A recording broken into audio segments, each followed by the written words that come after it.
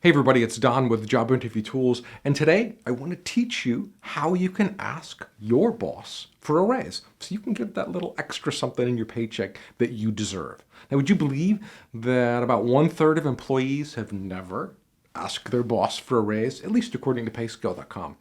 But we all know that asking your boss for a raise can literally be as painful as root canal.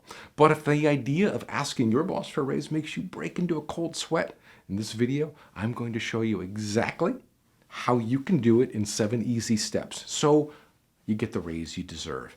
First, I'll tell you how to prepare, and then I'll tell you exactly what to say to your boss, word for word. And I'm going to just give you the opening line that you should consider using when you go to your boss to kind of just break the ice and ask the question, can I have more money?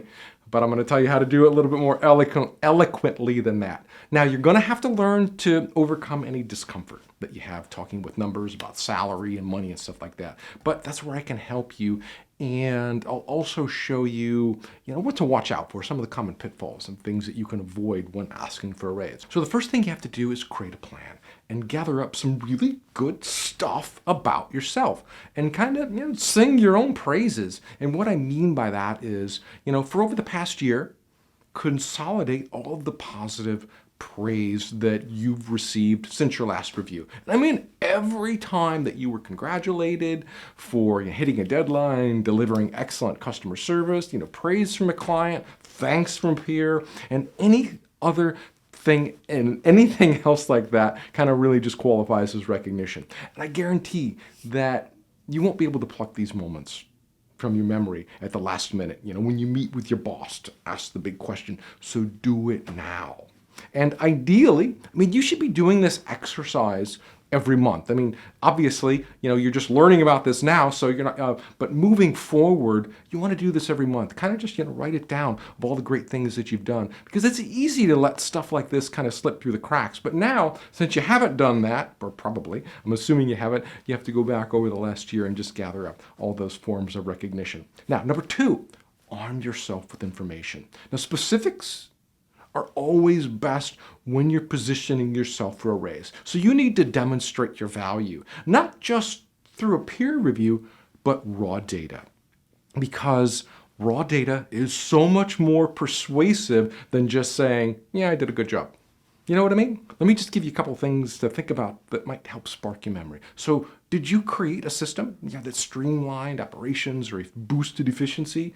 Think to yourself, did I save the company money from losing a big client? Did I help them land a big client? Did I have an opportunity to participate or lead a, very important or high profile project? Detail your role, the business impact, and the results. And additionally, document any new skills that you picked up along the way. This makes you more marketable. Number 3, let your boss know that you're invested for the long haul. It's all well and good that, you've had a great year and, you want to be handsomely compensated for that. But a raise indicates faith in your performance, meaning that your boss is expecting a new level of performance from you now and in the future. The phrase, what have you done for me lately kind of comes to mind, if you know what I mean. So think about how you would like to continue growing your career within the company. Maybe, a change of title, a new field of work. Do you have the skills that you can teach and train others? So use these ideas to create a value proposition for yourself. This is not only important for demonstrating that you're invested for the next year or more, but it helps you form a plan for where you'd like your career to take you and how that will benefit the company. Okay, let's move on to number 4. What's in it for them? Put simply, what value does your boss get out of paying you more money for the same work? Think about it. It's a fair question. That's what's going to be going through their mind. Maybe, there's an unfilled team leadership position that your boss has been doing the work for in addition to her own work. And, if you were promoted to that job, you would be able to give that time back to your boss each day. That'd be something less she would have to do. So that's a value proposition. You'd essentially be taking work off your boss's plate. Now, that could be worth a promotion, and that's just one idea, but you want to think of ways that you can make life easier for your boss or make a greater contribution to the company. I mean, that's what's going to be going through the mind of your boss when you go to ask for the raise. Instead of just, you walking in there to give money or to take money from them, what are you giving back? What are you giving? What are they going to get out of it? And, there's ways to bring this reasoning back to yourself. I mean, maybe you already have one foot, out the door with another company who's offering you a nice pay bump. But if you were offered a matching raise, I mean, maybe you'd prefer to stay here. I mean, most people would. But this also means, your manager doesn't have to look for a replacement for you either. But that's not enough to just justify a raise. That's kind of like leverage. But thinking about your request from someone else's point of view is a really valuable exercise, and it will kind of help you strengthen your overall argument. Okay? Let's move on to number 5. Know your number. Most people don't. Most people just ask for more by saying, can I have a raise? And they end up getting nothing. I mean, you can't just blindly ask for a raise. I mean, if you do that, you probably just won't be taken seriously. Or, maybe you'll walk away with a paltry 5%. Woohoo! That's barely cost of living. So this is why you want to use every tool at your disposal to come up with a realistic, fair market value number for what you do. I mean, you might look to salary.com for equivalent roles, at the same or similar companies to better understand your market value for what you do. But when you do this, let's say you live in Cleveland, Ohio, and you're looking up, what they pay analysts in San Jose. They're going to pay them probably 30% more. So make sure that you look to geographic market data to get a better idea of what they pay for your role in your geographic area. Okay? Now, you're probably not going to get the first number that you ask for. So you want to pad it, by 5 to 10% so that you kind of land where you need to be. All right? Number 6, set a meeting date with your boss. Now, this shouldn't be a casual kind of, water cooler talk where you stop by and say, hey, boss, can I have more money? You want to have a real meeting and you want to have a real conversation with your boss. So set some time on her calendar so you have dedicated time to talk. And aim to do this on any day except Monday because that's usually a hectic day for managers. Now, moving on to number 7. Here's how to ask for the raise. Now remember, your boss knows that anytime you walk into her office, you want something. So think about her position and how this puts your request at a disadvantage before you even open your mouth. I mean, she's already prepared to say no or, delay thinking about your request. And she doesn't even know what it is yet. So now that you know this, you can kind of disarm her and hit her from another angle that she isn't expecting. And you can kind of catch her off guard and you'll get more of a natural response from her. So here's how the conversation starts. You walk in, you say, hi, Kate, or whatever her name is. Thanks for making time for me today. I've got something you're not going to want to hear. And just saying this is going to disarm her. And then she'll say something like, okay, what's on your mind? Now you've just kind of opened her up. You've made her more receptive to your request. And then you'll say, how can I become involved in bigger projects that are crucial to the success of this company? And I know this is going to sound very selfish, but I'm not looking for easy projects. I want to be working on things that will make a big difference. Then she'll put it back on you and ask, well, what kind of things did you have in mind about, how you can make a greater contribution around here? And then you'll ask her, what she feels is most important. And then where the conversation goes from here, it kind of just depends on too many variables that I really can't address in this video. But this is going to get you started. But your strategy also kind of disarmed her. And instead of you wanting something from her, now she feels you want to give her something and you want to help her. And it puts your whole request on a different level. And at this point, she doesn't even know you came in to ask her for a raise. But it does open the door to discussing what she needs, what's important to her, so you can help her meet her objectives. And then once you nail that down as to, what you can do for her, what extra things, then you say, and what I'd offer you, and feel free to reject this, is an increase in my current salary. Since I'd be doing blank extra work and that would bring in this extra value, would a 25% increase in my current salary be a ridiculous amount? And you don't have to be swinging for 25%. I mean, use a number that makes sense for you. But overall, that strategy has a history of working well, whatever the numbers are.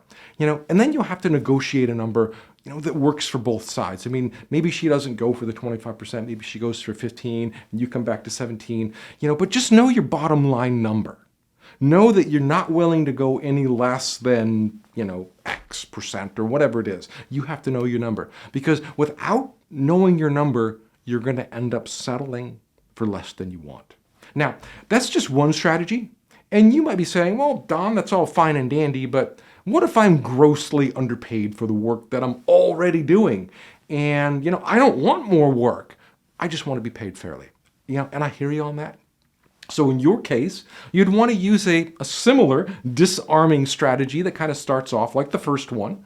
But instead of asking for bigger projects, what you'd kind of want to say is, what can I do to be more valuable to you?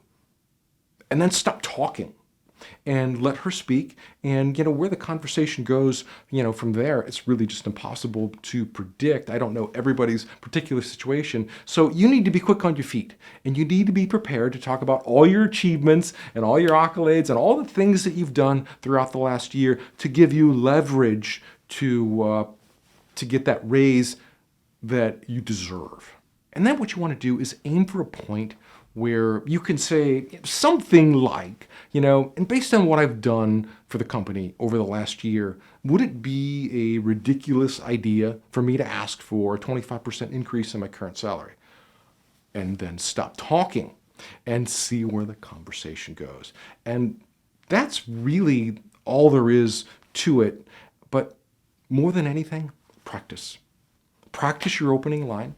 Anticipate every path the conversation could take. You should have an idea of, what she might say.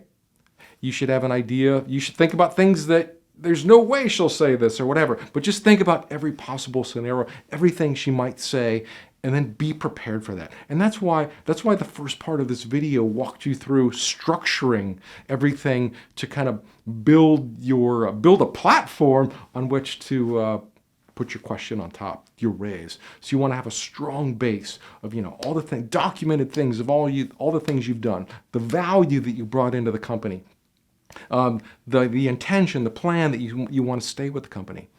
And all that's going to help, make your request a lot stronger and a lot more seriously. And to take it one step further, record yourself on video. I mean, it might sound a little strange, but it really will help you because, when we're uncertain of ourselves, we use all kinds of filler words like and all those words are going to weaken your request. I mean, you don't want to walk in there saying, would it be a ridiculous idea for me to ask for a raise?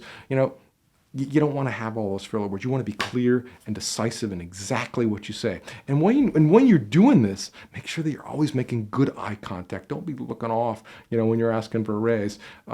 You want to make eye contact with her. You don't want to have any kind of nervous fidgeting going on because all that's just going to show, that you lack confidence. You're not serious in your request. And one of the most important things you can do when you're asking for a raise is to make sure the tone of your voice is coming from a place of authority. And here's what I mean by that. You see, a weak request would kind of sound like, would it be a ridiculous idea for me to ask for a 25% increase in my salary? I mean, can you just hear how weak that is? Or you might want to say, would it be a ridiculous idea for me to ask for a 25% increase in my current salary? Now, one of those tones commands authority. And the other one kind of just makes it easy to say no to.